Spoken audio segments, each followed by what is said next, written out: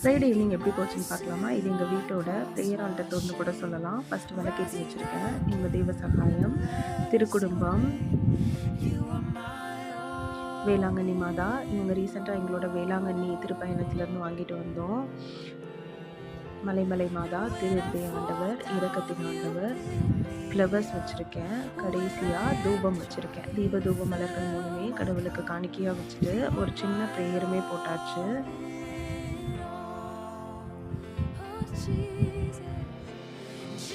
கீழே வேளாங்கண்ணிலேருந்து வாங்கிட்டு வந்த எண்ணெய், என் பையனோட ஸ்டோரி புக்ஸ் கொஞ்சம் இருக்குது.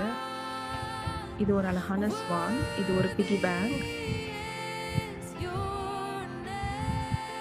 எங்களோட ப்ரேயர் ஆல்டர் உங்களுக்கு ரொம்பவே பிடிச்சிருக்கும்னு நினைக்கிறேன். உங்களோட ஃப்ரைடே ஈவினிங் எப்படி போச்சுன்னு சொல்லிட்டு மறக்காமல் எங்களுக்கு கமெண்ட்டில் சொல்லுங்கள்.